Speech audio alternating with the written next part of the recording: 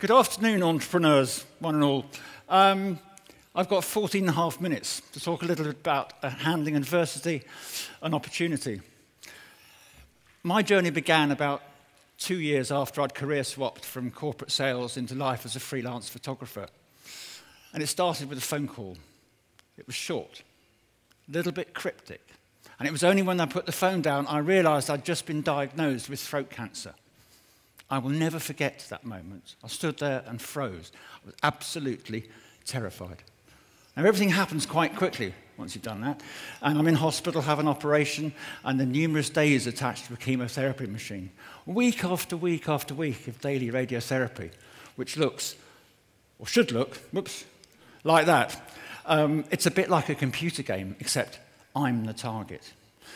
Now, when you've got all that time, the biggest challenge you've got is to keep your head mentally positive, which makes a huge difference.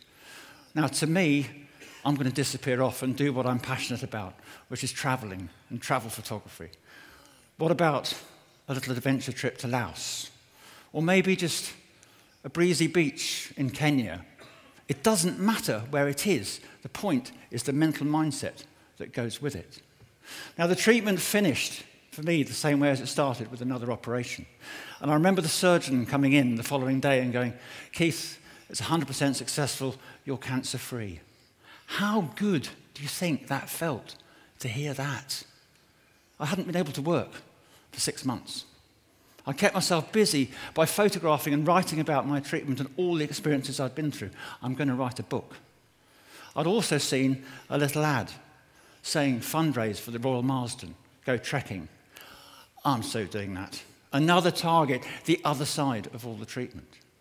It took me 20 months to get myself fit enough to go. And by the time I got to the airport, I'd raised just under £7,000 for the hospital. My way of saying, thank you very much. We're going to Iceland, an extraordinary place. From the bizarre black volcanic scenery that characterizes so much of the country, to the remote campsites that we're staying at, but the scenery is still pretty spectacular.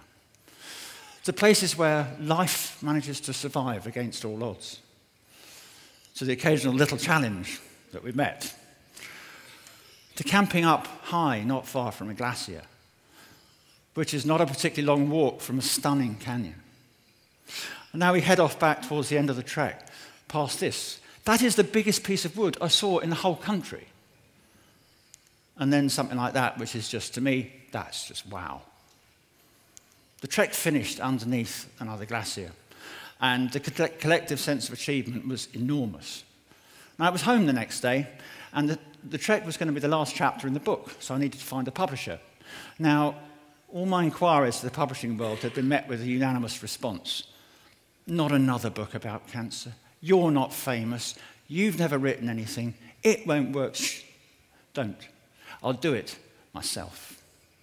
There is a market, there's a huge market, because 30% of people are going to get cancer. So I set about self-publishing. Got a lucky break. And a publisher said, yeah, I'll do it for you, Keith. 4 days later, first copy of the book turns up on the doormat. Look at it and go, blimey, I'm an author.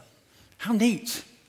The only qualification I've got to write is a Z- in English language O-level, the middle of the last century. So it's quite an achievement. Felt pretty good about it. Oh, by the way, it's called bangers and mash because that's the first mouthful of solid food I tried after not being able to eat for 6 weeks. Now, the business has picked up by this time as well, so I've got a new thing as an author, and the business is up and running again. Just got one thing to do. I've got to go in and see the consultant because my 2-year all-clear checkup scan results are in.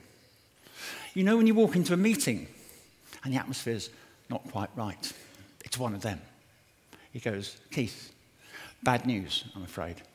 Cancer's back. This time it's in your chest. This time it's serious. What do you mean, serious? It's okay. Worst case, you've got 12 to 24 months. Your overall chance of survival is between 10 and 40%.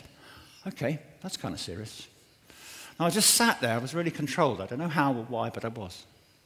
I had 2 thoughts going through my head. First, I've been through this before. I came through it successfully.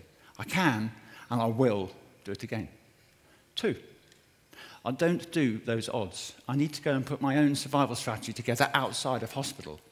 Because I want the playing field leveled in my favour, not on those odds. So I went away and did that.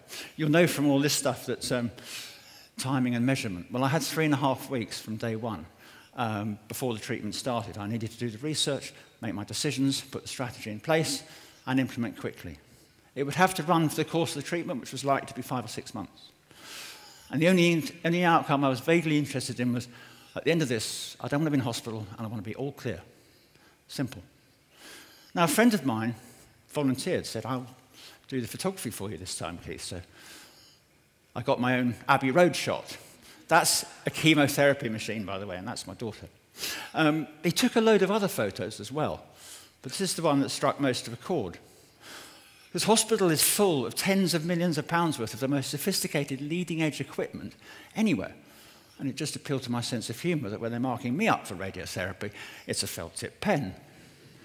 Now, routine again, get the mind positive.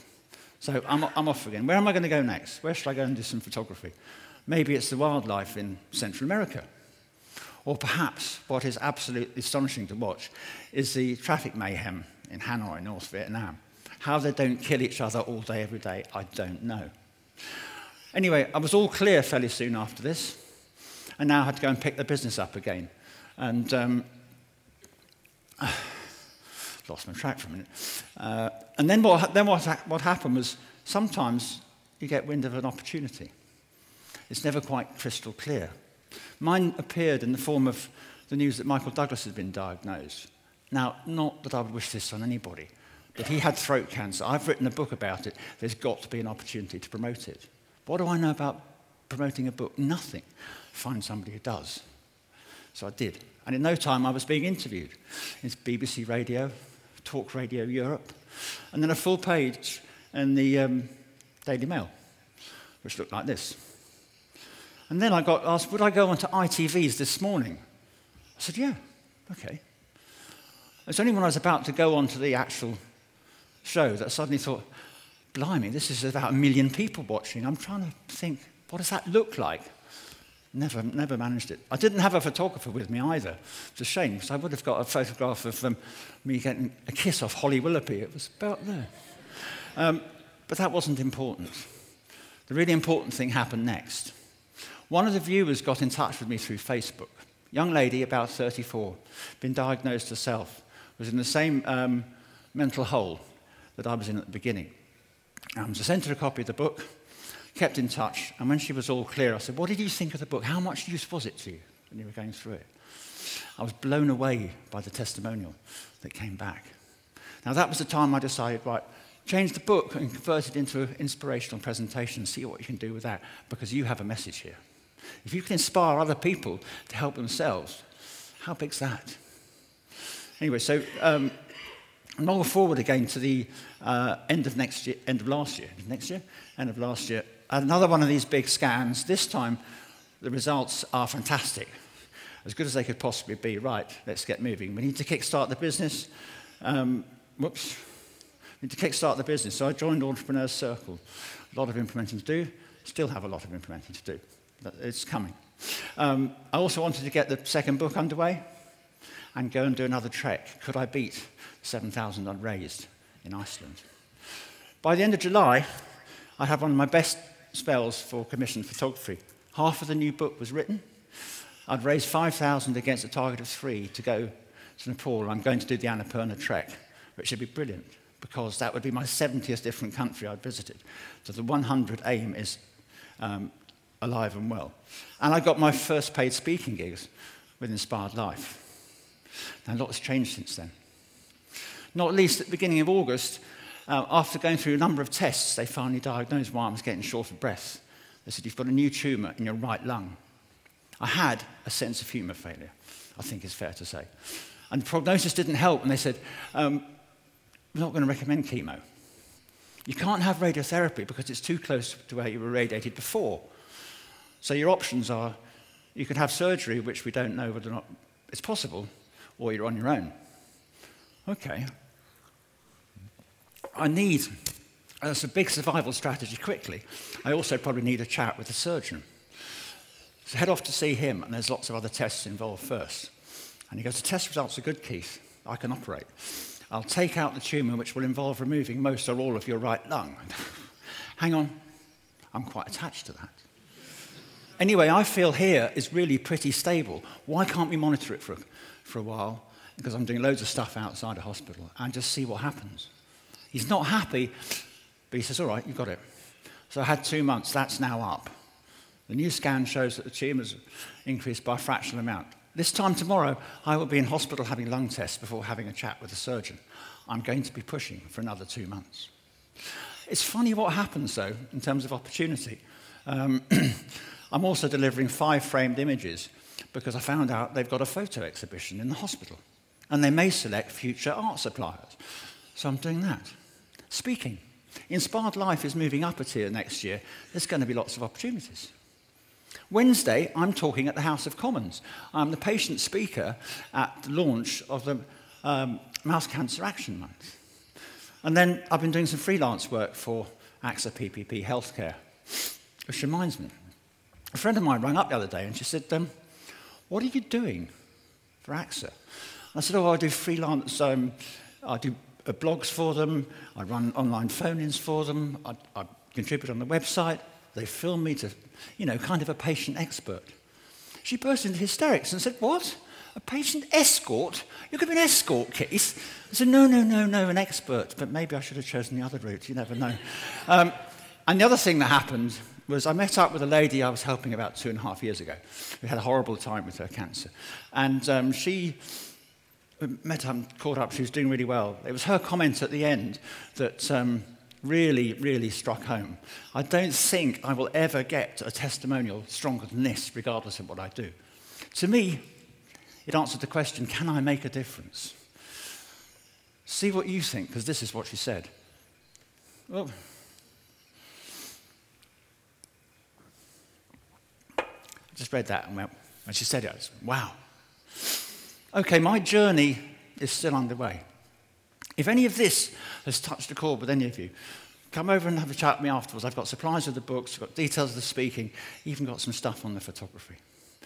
But you work out, it's quite, you can follow me on the website, the blog, and Twitter and everything like that as well. You may have noticed I quite like travel photography through this. Finally, it's been a massive journey, both emotionally and physically, and still is. But it's a huge, huge learning curve. I've had to take decisions that I knew nothing about, and they're affecting my life. There's nobody else going to do it for me. I've got to make them. And within that, also, you've got things like, are you going to follow a hunch and go for an opportunity and chase it down? Maybe. I mean, I'm getting business opportunities now that I'd never dreamed of, all because of what I've gone through. But the biggest lesson of the lot, to me, is never, ever give up. Thank you for listening.